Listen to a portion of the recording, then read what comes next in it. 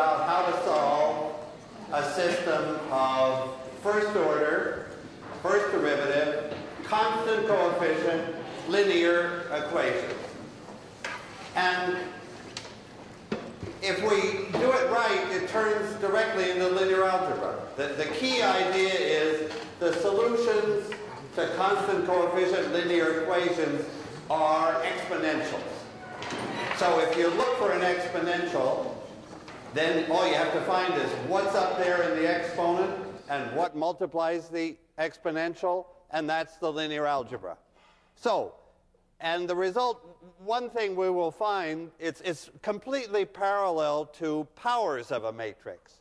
So the last lecture was about how would you compute a to the k, or a to the 100. How do you compute high powers of a matrix? Now, it's not powers anymore, but it's exponentials. That's the natural thing for differential equation. Okay, but can I begin with an example? And I'll just go through the mechanics. How would I solve the two differential equations? So I'm going to make it, I'll have a 2 by 2 matrix, and the coefficients are -1, 2, 1, -2, and I better give you some initial condition.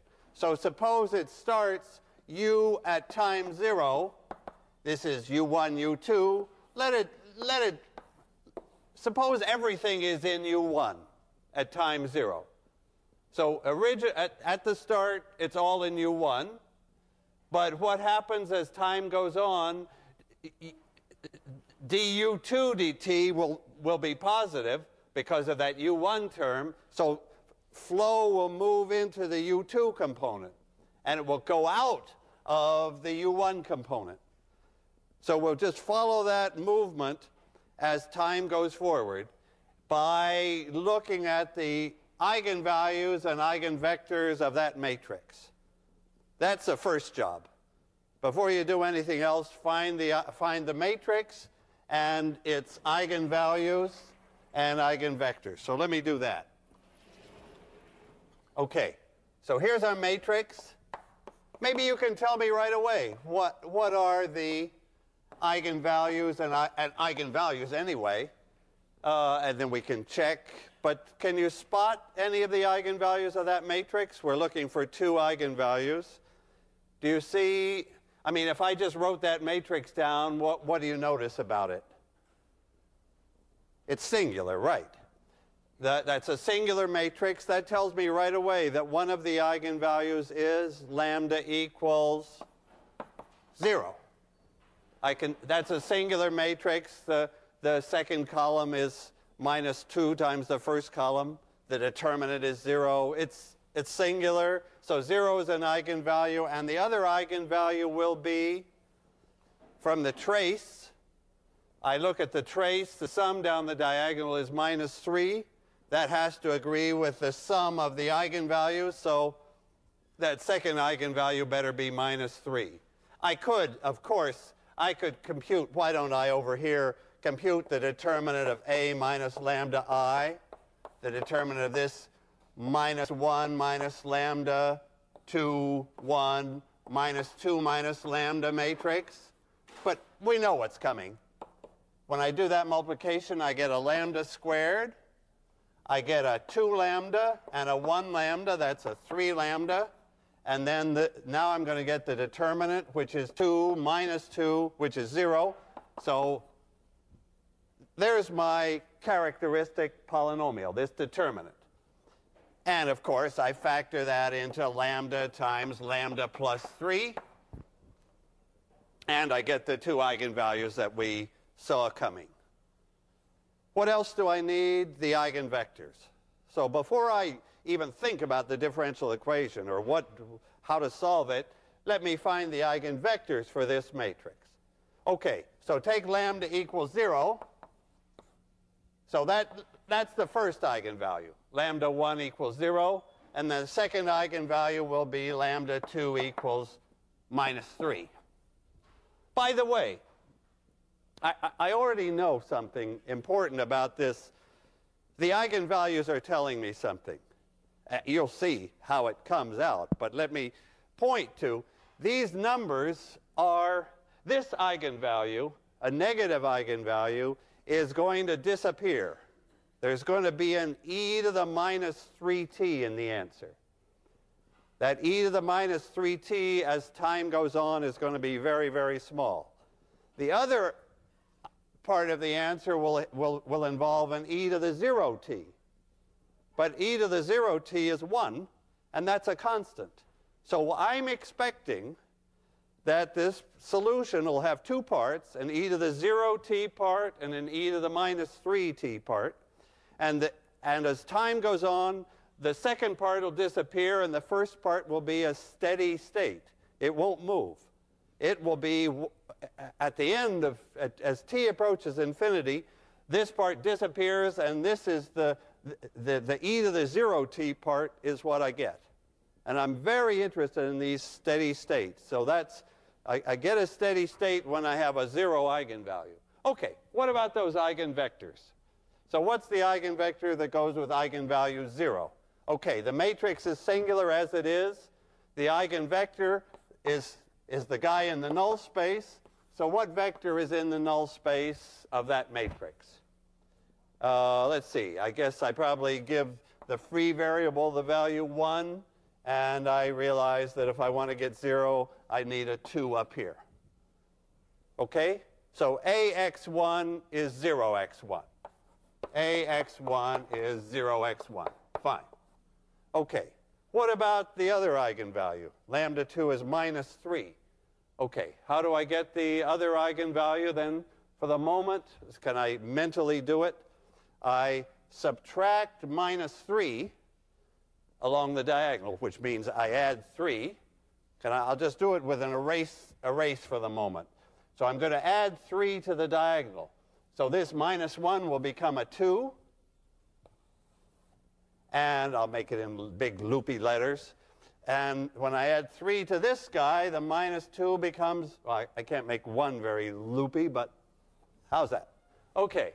Now that's a minus 3i, a plus 3i, sorry. That's a plus 3i. It's supposed to be singular, right? If I did it right, this matrix should be singular, and the x2, the eigenvector, should be in its null space. Okay, what do I get for the null space of this? Maybe minus 1, 1, or 1 minus 1. Doesn't matter. Those are both perfectly good, right? That's in the null space of this. Now because a times that vector is 3 times that vector. AX2 is minus 3x2. Good. Okay, can I get a again so we see that correctly? That was a minus 1 and that was a minus 2. Good. Okay. That's the first job. Eigenvalues and eigenvectors. And already the eigenvalues are telling me the most important information about the answer. But now, what is the answer? The answer is the solution will be u of t. Okay, now I use those eigenvalues and eigenvectors. The solution is there are 2 eigenvalues. So there are going to be 2 special solutions here. 2 pure exponential solutions. The first one is going to be e to the lambda 1t x1. And so that solves the equation. And so does this one. They both are solutions to the differential equation. That's the general solution. The general solution is a combination of that pure exponential solution and that pure exponential solution. Can I just see that those guys do solve the equation? So let me just check on this one, for example. Check. I want to check that my equation, let's remember the equation du dt is au. I plug in e to the lambda 1t x1, and let's just see that the equation's okay. I believe this is a solution to that equation. So just plug it in. On the left-hand side, I take the time derivative. So the left-hand side will be lambda 1 e to the lambda 1 t x1, right? The time derivative, this is the term that depends on time. It's just ordinary exponential. Its derivative brings down a lambda 1. On the other side of the equation, it's a times this thing, a times e to the lambda 1 t x1. And does that check out? Do we have equality there? Yes, because e to the lambda 1 t appears on both sides, and the other one is ax1 equal lambda 1 x1. Check. So we've come to the first point to remember. These pure solutions, those pure solutions are those pure exponentials are the differential equations analog of last time we had pure powers. Last time, so last time the analog was lambda 1 to the kth power x1, some amount of that, plus some amount of lambda 2 to the kth power x2. That was our formula from last time. I put it up just so your eye compares those two formulas. Powers of lambda in the difference equation. This was for the equation uk plus 1 equals a uk.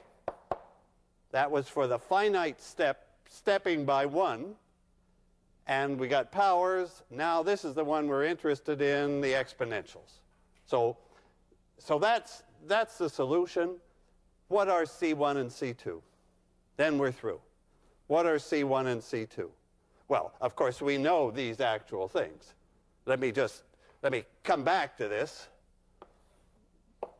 C1 is, we haven't figured out yet, but e to the lambda 1 t, the lambda 1 is 0. So that's just a 1 times x1, which is 2, 1.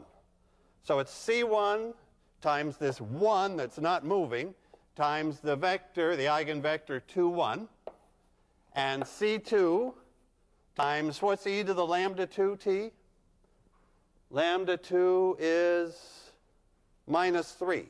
So this is the term that has the minus 3t, and its eigenvector is this 1 minus 1. So this vector solves the equation, and any multiple of it. This vector solves the equation if it's got that factor e to the minus 3t. We've got the answer except for C1 and C2. So everything I've done is immediate as soon as you know the eigenvalues and eigenvectors. So how do we get C1 and C2? That has to come from the initial condition. So now I use u of 0 is given as 1, 0. So this is the initial condition that will find C1 and C2. So let me do that on the board underneath. At t equals 0 then, I get C1 times this guy plus C2, and now I'm at time 0. So that's a 1, and this is a 1 minus 1. And that's supposed to agree with u of 0, 1, 0.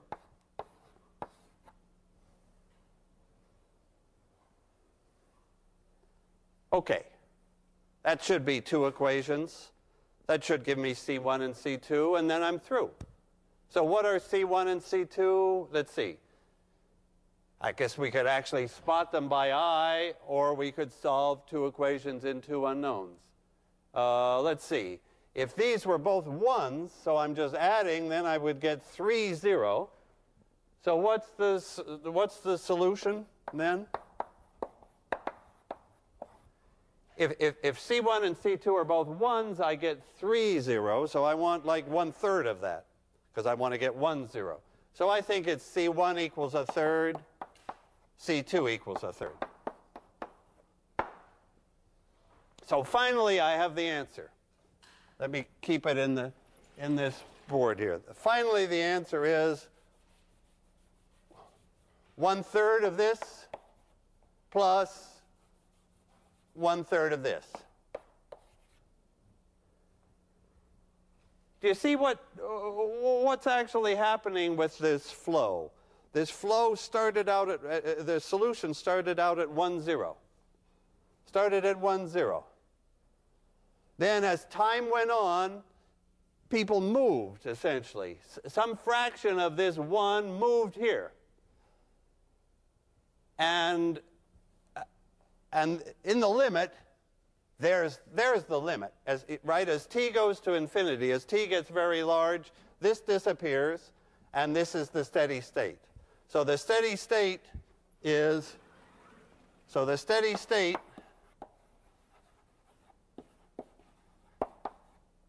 we could call it u at infinity, is 1/3 of 2 and 1.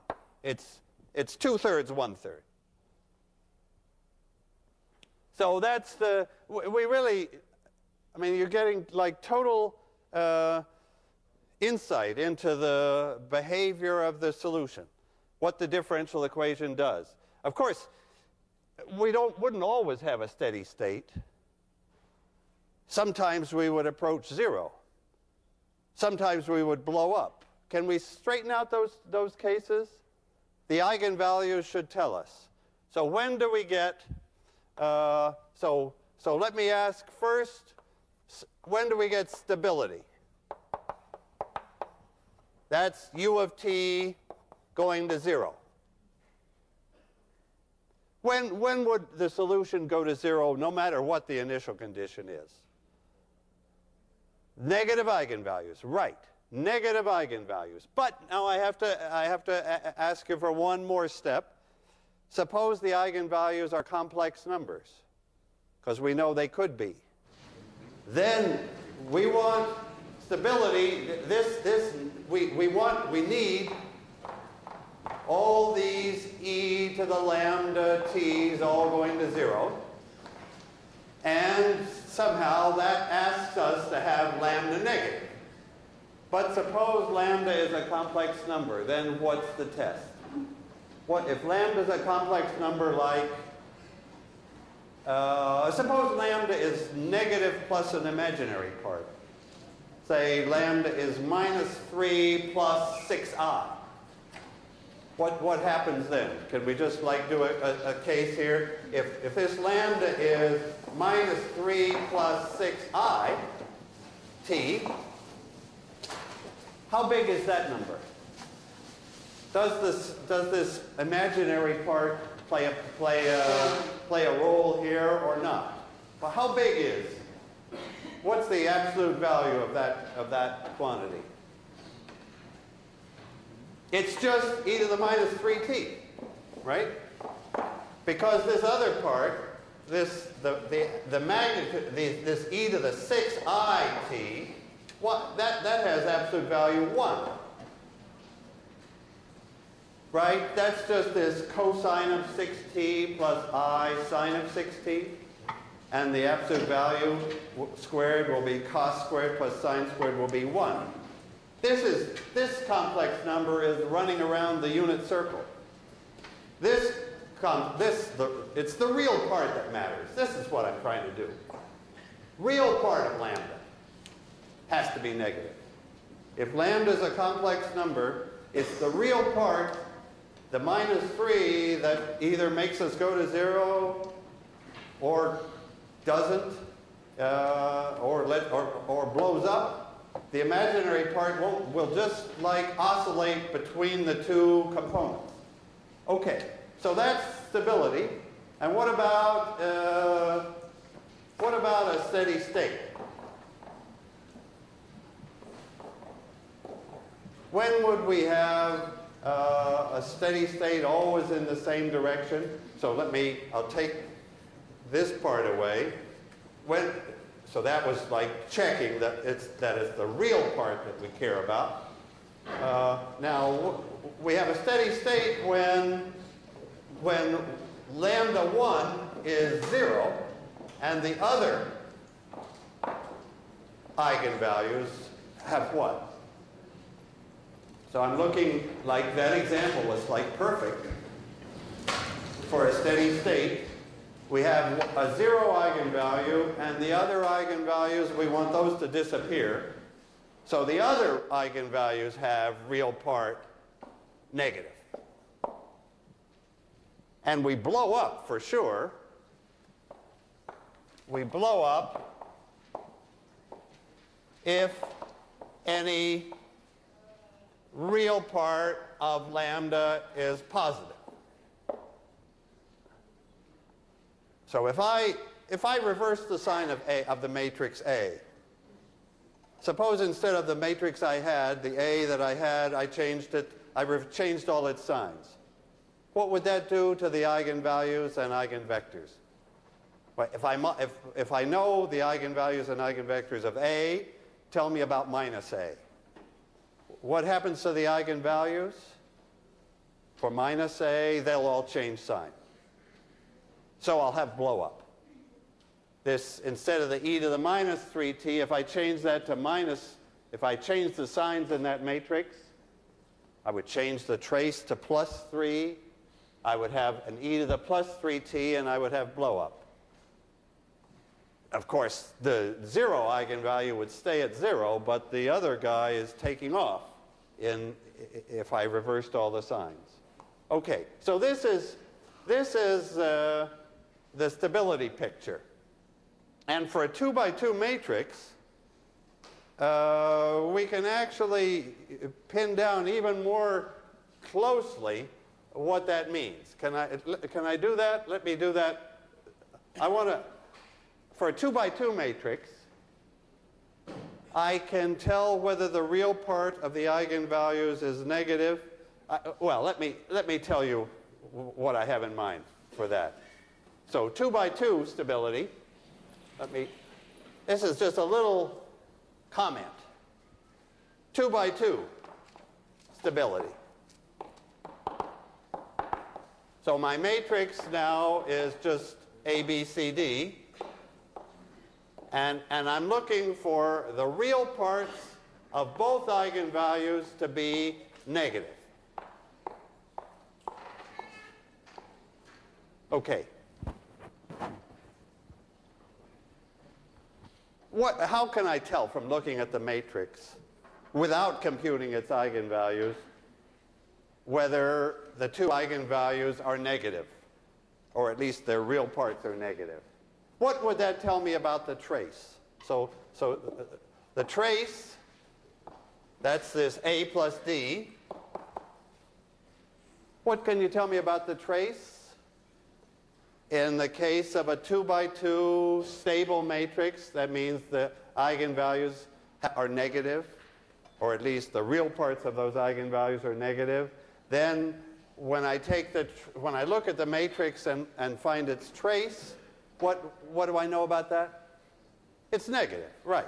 This is the sum of this equals lambda 1 plus lambda 2, so it's negative. The two eigenvalues, by the way, will have, if they're complex, will have plus 6i and minus 6i. The complex parts will be conjugates of each other and disappear when we add, and the trace will be negative. Okay, the trace has to be negative. Is that enough? Is a negative trace enough to make the matrix stable? Shouldn't be enough, right? What's a matrix that has a negative trace, but still it's not stable? So it still has a blow-up factor and a decay one. So what would be so just to see, maybe I just put that here. Now I'm looking for an example where the trace could be negative, but still blow up. Of course. Yeah, let's just take one. Oh, look, let me make it minus 2, 0, 0, 1. Okay. There's a case where that matrix has negative trace. I know its eigenvalues, of course. They're minus 2 and 1, and it blows up. It's got a plus 1 eigenvalue here. So there will be an e to the plus t in the solution, and it'll blow up if it has any second component at all. I need another condition. And it's a condition on the determinant. And what's that condition? If I know that the two eigenvalues, suppose I know they're negative, both negative. What does that tell me about the determinant? Let me ask again. If I know both the eigenvalues are negative, then I know the trace is negative, but the determinant is positive. Because it's the product of the two eigenvalues. So this determinant is lambda 1 times lambda 2. This is lambda 1 times lambda 2. And if they're both negative, the product is positive. So positive determinant, negative trace. I can easily track down this condition also for if there's an imaginary part hanging around. Okay, so that's like a small but quite useful, because 2 by 2 is always important, comment on stability. Okay, so let's just look at the picture again. Okay, the main part of my lecture, the one thing you want to be able to just do automatically is this step of solving the system. Find the eigenvalues, find the eigenvectors, find the coefficients. And notice, what's the matrix in this linear system here? I can't help, if I have equations like that, that's my equations column at a time. What's the matrix form of that equation? So this system of equations is some matrix multiplying C1, C2 to give U of 0, 1, 0. What's the matrix? Well, it's obviously 2, 1, 1 minus 1, but we have a name, or at least a letter, actually a name for that matrix. What matrix are we dealing with here in this step of finding the C's? Its letter is S. It's the eigenvector matrix. Of course, these are the eigenvectors. They're in the columns of our matrix. So this is SC equals U of 0.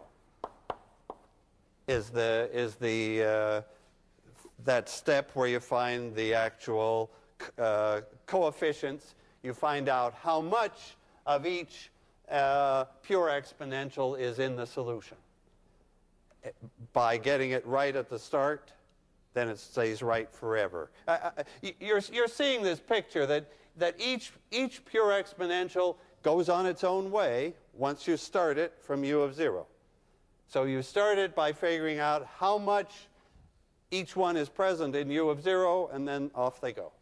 Okay, so that's a system of two equations in two unknowns, coupled.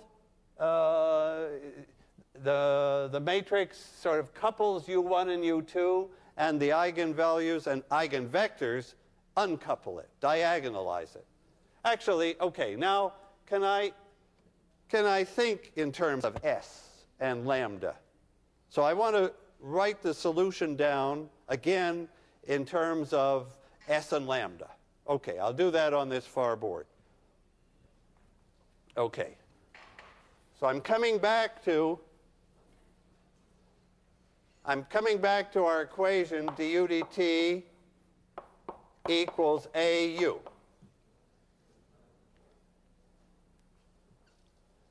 Now, this matrix A couples them.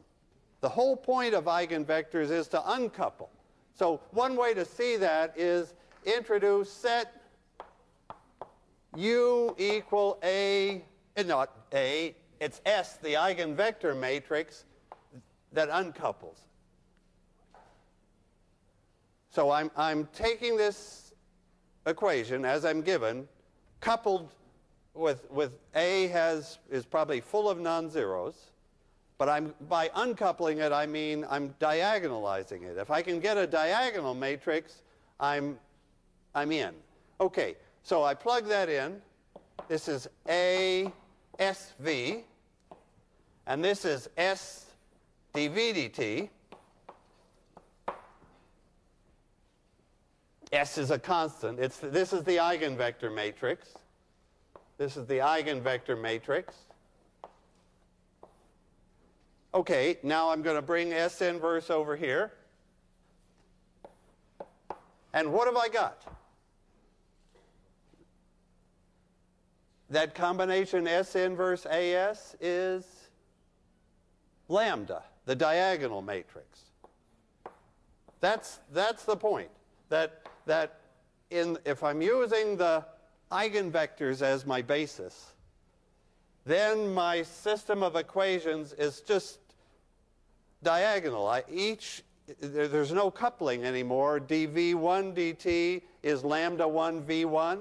So let's just write that down. dv1 dt is lambda 1 v1, and so on for all n of the equations. It's a system of equations, but they're not connected. So they're easy to solve, and why don't I just write down the solution? V is now some e to the lambda 1 t. Okay.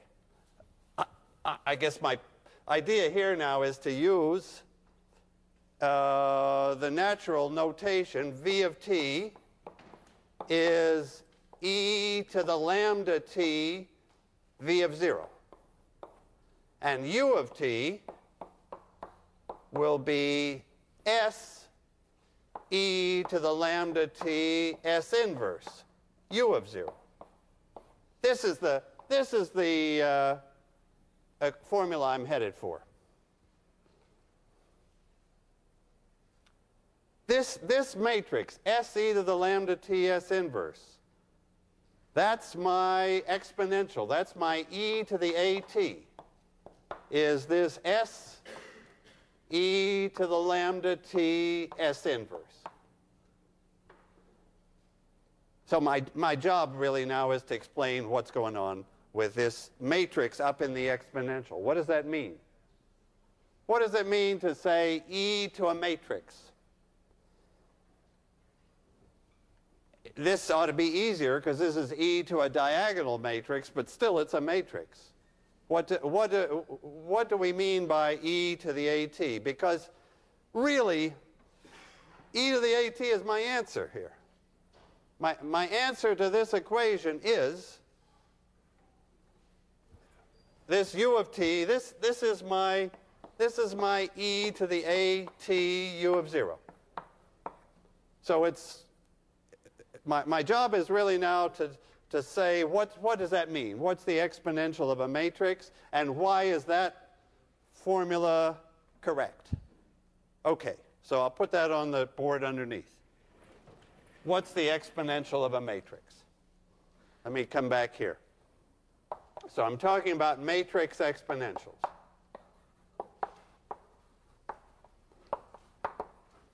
E to the AT. Okay. How are we going to define the exponential of something? The trick, the idea is, the thing to go back to is exponential. There's a power series for exponentials. That's how the good way to define e to the x is the power series 1 plus x plus 1/2 x squared, 1/6 x cubed, and we'll do it now when we have a matrix. So the 1 becomes the identity, the x is at, the x squared is at squared, and I divide by 2. The cube, the x cube, is at cubed over 6. And what's the general term in here? At to the nth power divided by, and it goes on. But what do I divide by? So you see the pattern. Here I divided by 1. Here I divided by 1, by 2, by 6. Those are the factorials. It's n factorial. That was like the one beautiful Taylor series. The one beautiful Taylor series, well, there are two beautiful Taylor series in this world. The Taylor series for e to the x is the sum with x to the nth over n factorial. And all I'm doing is doing the same thing for matrices. The other beautiful Taylor series is just the sum of x to the nth, not divided by n factorial. Do you know what function that one is? So if I take, this is the series, all these sums are going from 0 to infinity. What function have I got? This is like a side comment. This is 1 plus x squared plus x cubed plus x to the fourth not divided by anything. What's that function? 1 plus x squared plus x cubed plus x fourth forever is 1 over 1 minus x. It's the geometric series, the nicest power series of all. So actually, of course, there would be a similar thing here. If I wanted, I minus AT inverse would be, now I've got matrices. I've got to have matrices everywhere, but it's just like that series with, and just like this one without the divisions. It's I plus AT plus AT squared plus AT cubed and forever. So that's actually a reasonable way to find the inverse of a matrix. If I chop it off, well, it's reasonable if t is small. If t is a small number, then t squared is extremely small, t cubed is even smaller. So approximately that inverse is I plus AT. I can keep more terms if I like. Do you see what I'm doing? I'm just saying we can do the same thing for matrices that we do for ordinary functions. And the good thing about the exponential series, so in a way this series is better than this one. Why? Because this one always converges. I'm dividing by these bigger and bigger numbers. So whatever matrix A and however large T is, that series, these terms go to 0. The series adds up to a finite sum. E to the AT is completely defined. Whereas the second guy could fail, right? If AT is big, somehow if AT has an eigenvalue larger than 1, then when I square it, it'll have that eigenvalue squared. When I cube it, the eigenvalue will be cubed. That series will blow up unless the eigenvalues of AT are smaller than 1. So when the eigenvalues of AT are smaller than 1, so I better put that in. All eigenvalues of AT below 1, then that series converges and gives me the inverse. Okay, so this is the guy I'm chiefly interested in, and I wanted to connect it to, oh, okay, how do I get, this is my main thing now to do. How do I get e to the AT? How do I see that e to the AT is the same as this?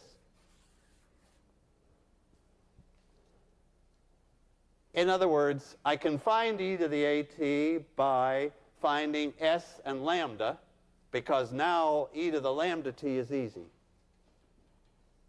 Lambda is a diagonal matrix, and we can write down e to the lambda t, and will right in a minute. But how do you see that we're hoping that we can compute e to the AT from s and lambda, and I have to look at that definition and say, okay, how do I get an s and a lambda to come out of that? Okay, do you see how I want to connect that to that from that definition. So let me erase this, the geometric series, which isn't part of the differential equations case, and get the s and the lambda into this picture. Oh, okay. Here we go. So identity is fine. Now, all right, you can see how am I going to get A replaced by S's and lambdas? Well, I use the fundamental formula of this whole chapter. A is S lambda S inverse and then times T. That's AT. Okay, what's A squared T? I've got the divide by 2. I've got the T squared, and I've got an A squared. All right. So I've got there's A. There's A. Now square it. So what happens when I square it? We've seen that before. When I square it, I get S lambda squared S inverse, right?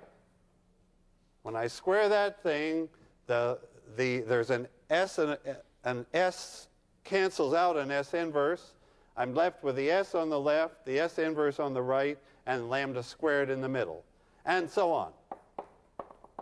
The next one will be S lambda cubed S inverse times T cubed over 3 factorial. And now, what do I do now? I want to pull an S out from everything. I want an S out of the whole thing. Oh, look, I better write the identity how? I want to be able to pull an S out and an S inverse out from the other side, so I just write the identity as S times S inverse. So I have an S there and an S inverse from this side, and what have I got in the middle? If I pull out an S and an S inverse, what have I got in the middle? I've got the identity, a lambda T, a lambda squared T squared over 2. I've got e to the lambda T. That's what's in the middle. That's my formula for e to the AT. Oh, now I have to ask you, does this formula always work? This formula always works. Well, except it's an infinite series. But what do I mean by always work? And this one doesn't always work. And I just have to remind you of what assumption is built into this formula that's not built into the original. The assumption that A can be diagonalized. You'll remember that there are some some subset of matrices that don't have n independent eigenvectors. So we don't have an S inverse for those matrices, and the whole diagonalization breaks down. We could still make it triangular. I'll tell you about that. But diagonal we can't do for those particular degenerate matrices that don't have enough independent eigenvectors. But otherwise, this is golden.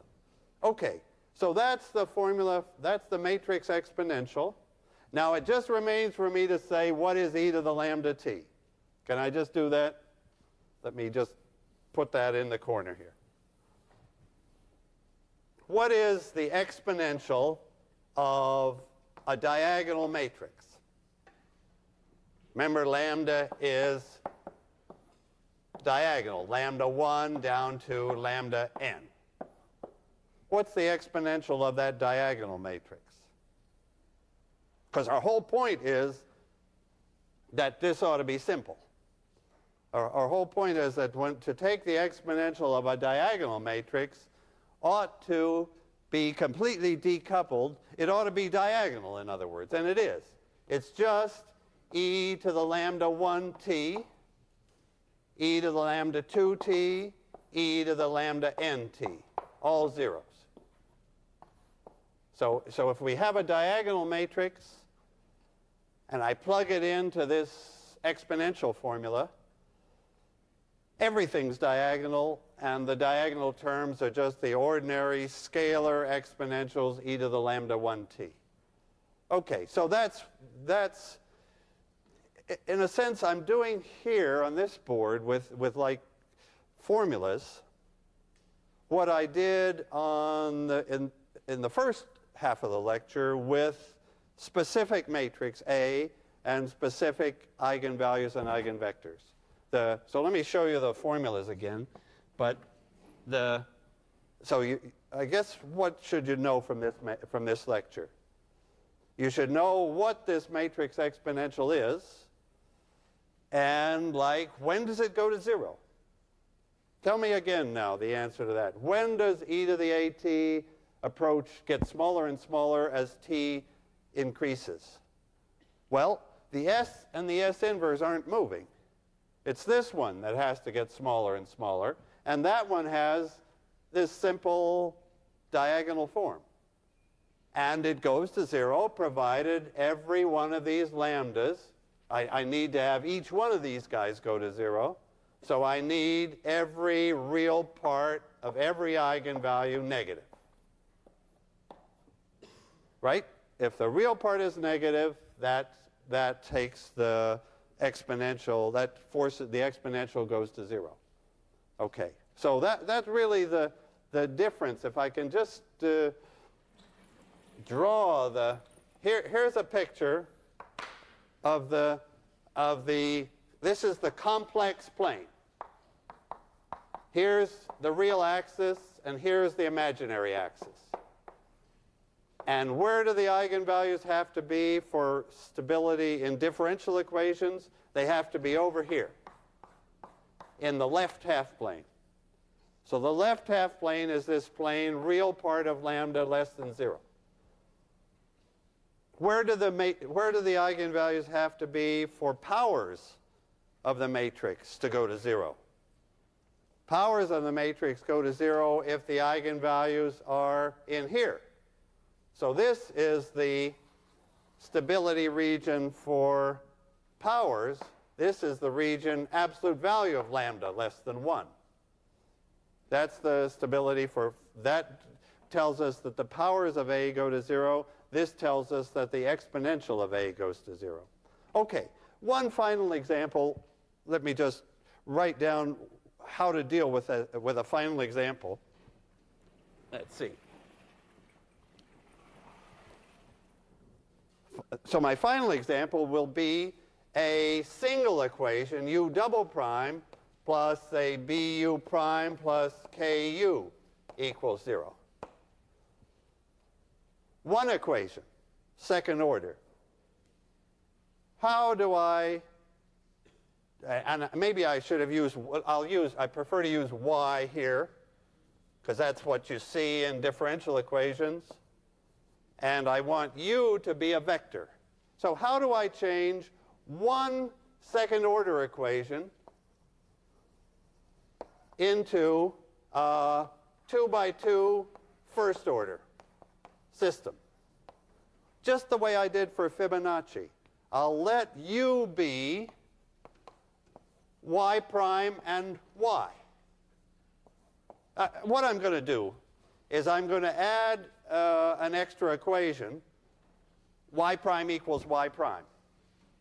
So I take this, so using this as a vector unknown, now my equation is u prime. My first order system is u prime. That'll be y double prime y prime, the derivative of u. Okay, now the differential equation is telling me that y double prime is, so I'm just looking for, what's this matrix? Y prime y. I'm looking for the matrix A. What's the matrix in case I have a single first order equation and I want to make it into a 2x2 system? Okay, simple. The first row of the matrix is given by the equation. So y double prime is minus b y prime minus k y. No problem.